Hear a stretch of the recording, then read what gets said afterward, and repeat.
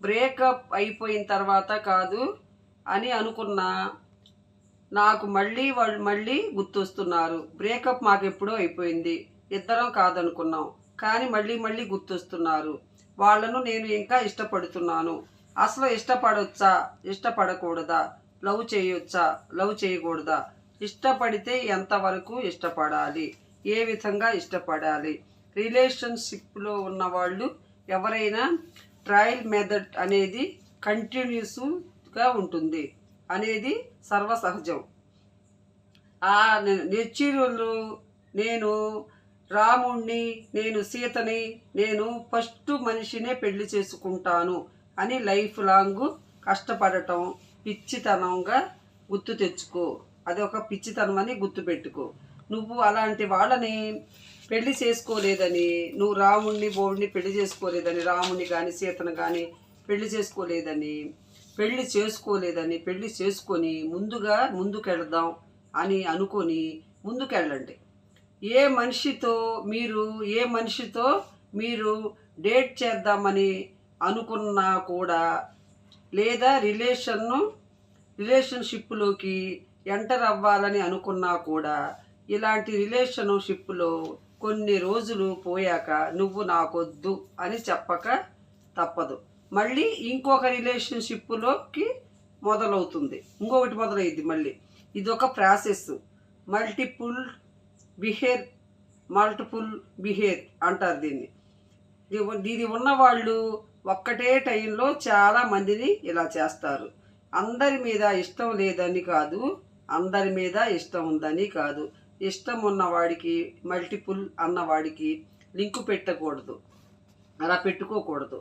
ఈ character different. ఈ behaviour గురించి ఇప్పుడు మాట్లాడటం లేదు.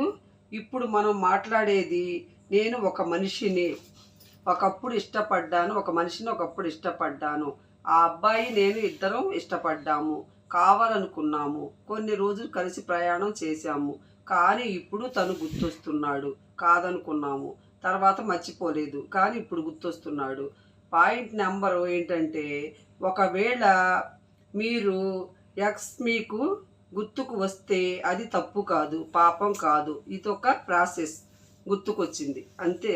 అంటే మన ఎక్స్ గుర్తుకు రావటం అన్నది కామన్ పాయింట్.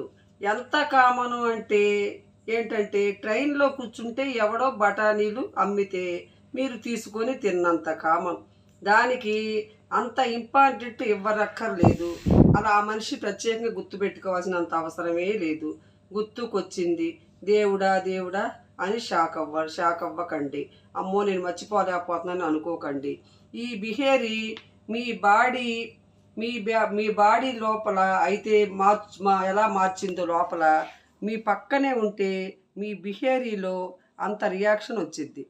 ఇది మీ బిహేవియర్ మీ లోపల ఉంటే గనక మీ ప్రశాంతత అన్నది భంగమవుతుంది.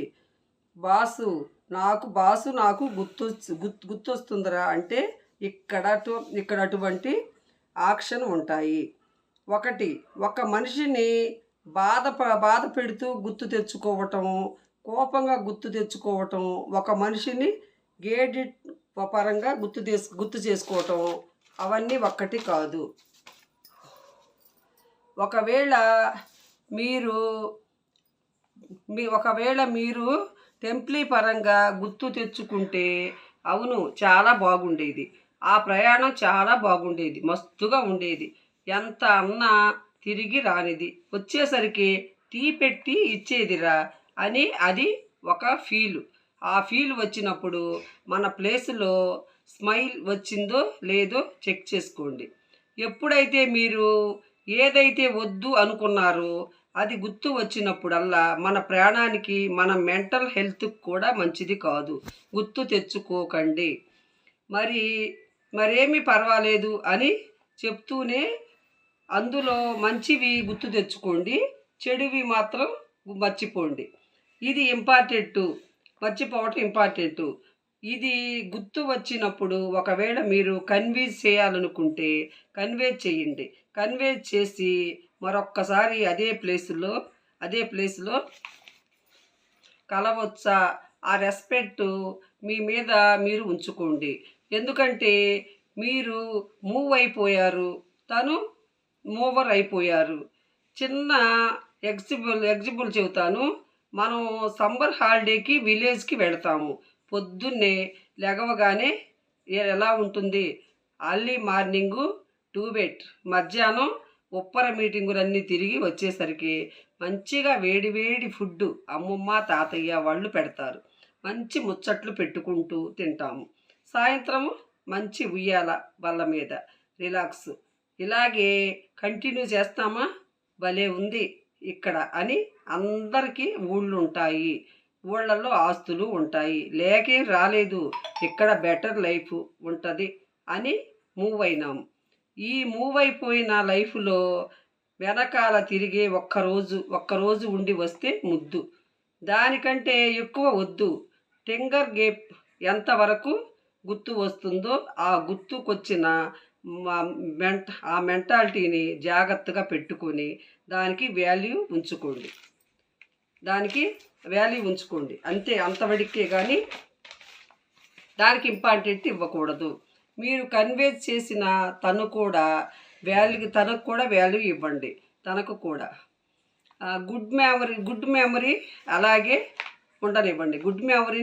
ఉండనివ్వండి.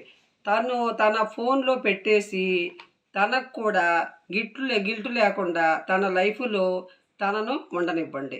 మీ లైఫ్లో మీరు ఉండండి. ఇద్దరు ఒకళ్ళొకరు డిస్టర్బ్ చేసుకోకండి. ఇంతవరకే సైడ్, దాని తర్వాత ఏమీ లేవు. మూవ్ అయిన తర్వాత ప్రేమిస్తే తప్పు లేదు, కానీ ఫోన్ చేసి నువ్వు నాకు కావాలి అంటే మాత్రం తప్పే. దేనికైనా ఏదైనా మార్చగలిగేది బలం ఒక్క టైంకే ఉంటుంది. ఈ వీడియో చూసిన ప్రతి ఒక్కరూ లవ్ బ్రేకప్ అయిన తర్వాత తల బద్దలు కొట్టేసుకోవాలి,